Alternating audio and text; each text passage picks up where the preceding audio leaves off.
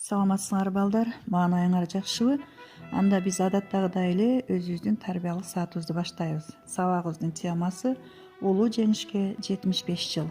Бүгүн сабакта улуу жеңиштин 75 жылдыгы жөнүндө кеп кылып, бизге жаркын жашоону алып келген ардагерлер жөнүндөгү маалыматтар менен таанышып, улуу ата мекендик согуштун мүнөзү жөнүндөгү билимдерибизди калыптандырып, ардагерлердин эмгегин баалоо, сыйлоо, алар үчүн кам көрүү биздин ыйык парызыбыз экенин түшүнүп. Внимание!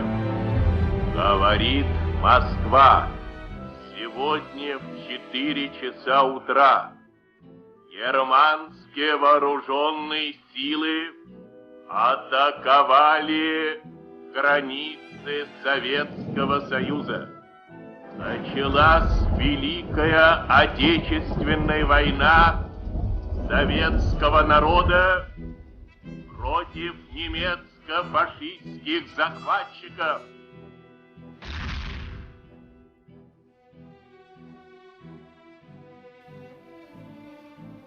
Ооба, 1941 жылдын 22 июнунда таң саат 4-тө бейпил жаткан Совет элине фашисттик Германия келишимди бузуп, баскынчылык менен басып кирди.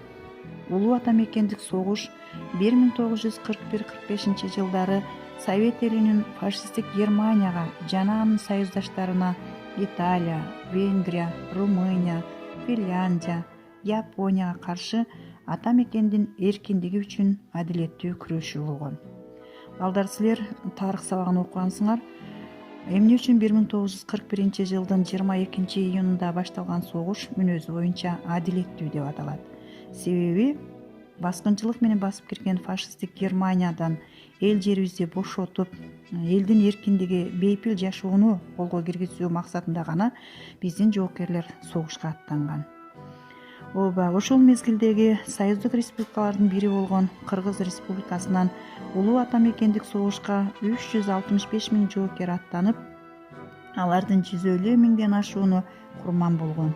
Алардын ичинен согуш мезгилинде эрдик көрсөтүп 73 жоокер Советтер Союзунун баатыры деген жогорку наамга татыктуу болушкан.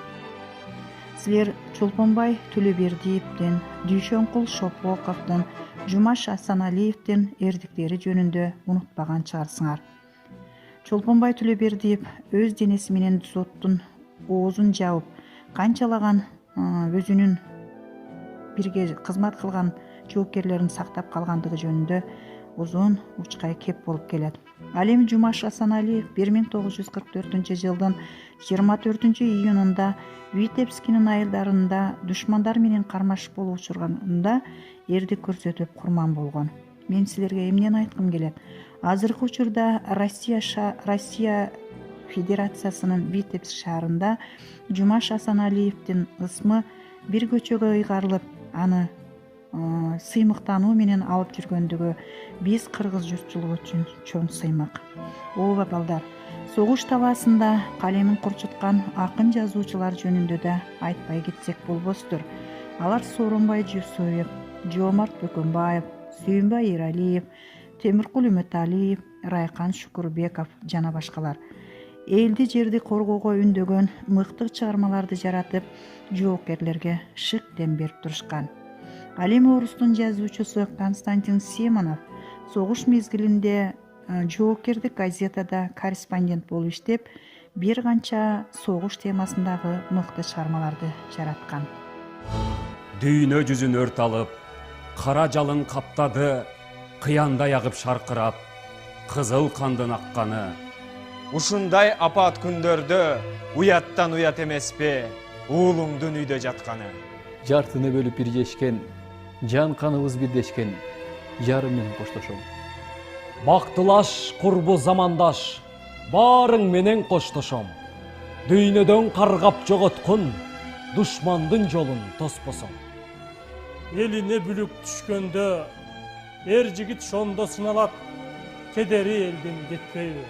Дек албай калса кубалап, кагылам журтум ишенген, кара туткан балаңар, кармашкан жоосун жыгалат.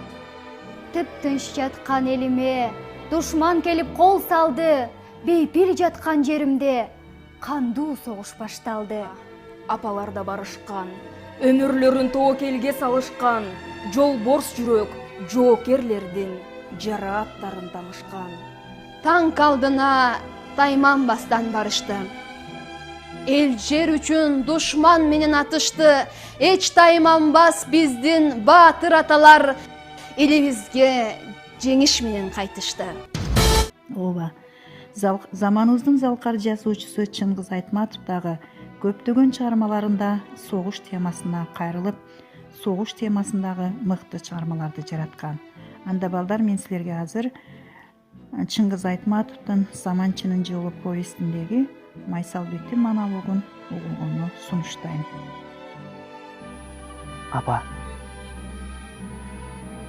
Апаке. Ак сүтүңдөн айланайын, апаке.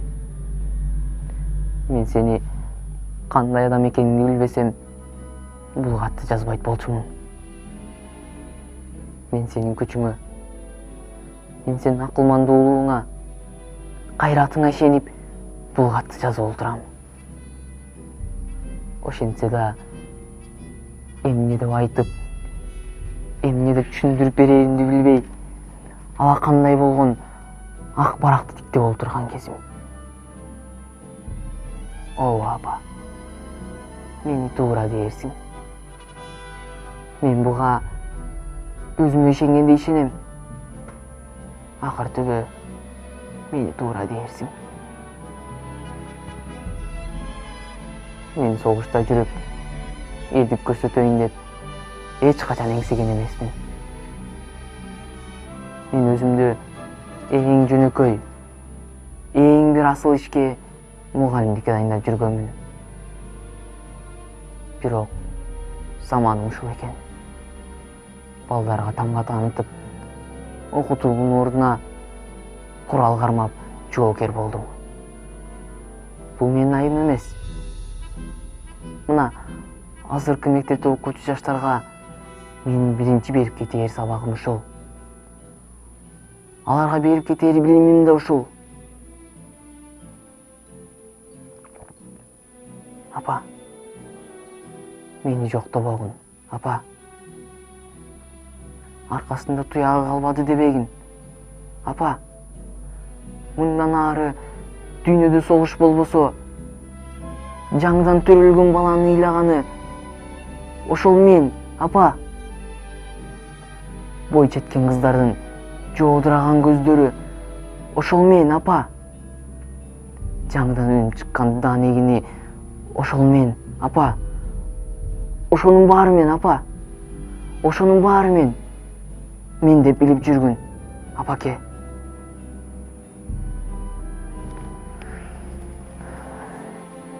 Ыйлабагын, апа. Ыйлабагын. Мындай согуш үчүн эч ким ыйлабасын, апа. Кош бол, апаке. Кош бол. Кош, апаке. Түбөлүккө кайыр кош. Сенин уулуң лейтенант Субанкулов Майсалбек. Ооба, эли жери үчүн жанын аябаган кыргыз жарандарынын патриоттук деми жөнүндө угуп, өзүңөр шыктандыңар. Балдар, биз силер менен согуш темасы жөнүндө көптөгөн маалыматтарды алдык.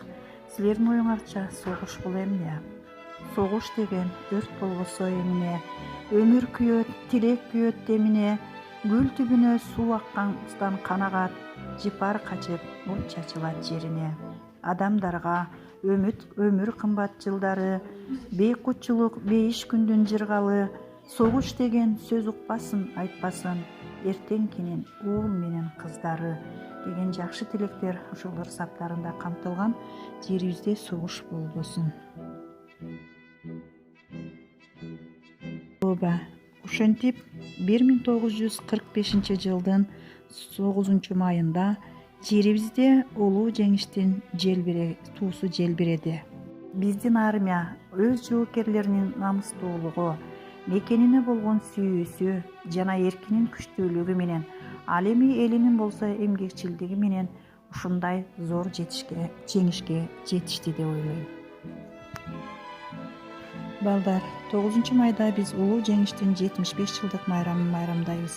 Бирок акыркы мезгилдерде биздин ардактуу ардагерлерибиздин катарын кемип бараткандыгы бизди өкүндүрөт. Статистика боюнча алганыбызда республика боюнча 262 ардагер, анын ичинде Ош областында 26, Кара Суу районунда 8 ардагер калгандыгы бизге маалым. Ал эми биздин Жоош айыл өкмөтүнө караштуу Маданият айылында жашап жаткан согуш ардагери Токтосунов Мамажан абабыздын кимдер гана тааныбайт. Анын согуш мезгилинде көрсөткөн эрдиги жөнүндө кимдер гана билбейт. Биз урпактары ал киши менен дайыма сыймыктанып, ал кишини дайыма өзүбүз үчүн жашообузда үлгү катары алып жүрөбүз. Гүлгө да, жерге да, элге да тынчтык керек. Эгерде жергебизде тынчтык болсо, өлкөбүз өнүп өсөт. Силерге окшогон жаштардын келечеги кең болот. Ошон үчүн баардыгыбыз жергебизде тынчтык болсун дейле. Эл ичи өнөргенчи дегендей балдар, силердин араңарда дагы ыр жазууну жакшы көргөн, сүрөт тартуу менен алектенген, же болбосо акын жазуучулардын согуш темасында арнап жазган чыгармаларын көркөм окуу менен алектенген жакшы мыкты окуучулар бар. Мына акыркы күндөрү жеңиш күнүнүн белгилеринин алдында теле берүүлөрдө дагы ушул тема боюнча аябай жакшынакай берүүлөр, кинолор болот, ардагерлер жөнүндөгү жакшы берүүлөр болот. Мен ушуларды чын дилден көрүп, силер ушулар жөнүндө жакшы маалыматтарды топтойт деген ишенимде болуп, үйдөн же дил баян, же көркөм окуу, же согуш темасына жазылган мыкты сүрөттөрдү тартып мага жөнөтүп коюңарды суранам. Балдар, баарыңарды келе жаткан жеңиш майрамыңар менен куттуктайм. Ошондой эле кимдин үйүндө ардагерлер болгон болсо, аларды да майрам менен куттуктайбыз. Себеби алар биздин сыймыгыбыз. Ушуну менен сабагыбыз аягына чыкты. Саламатта болгула.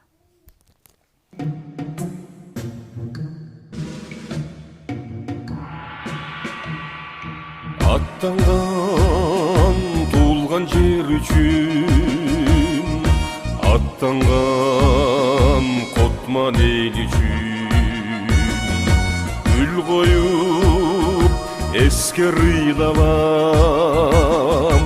уулуңар жокер эл үчүн. Эстеге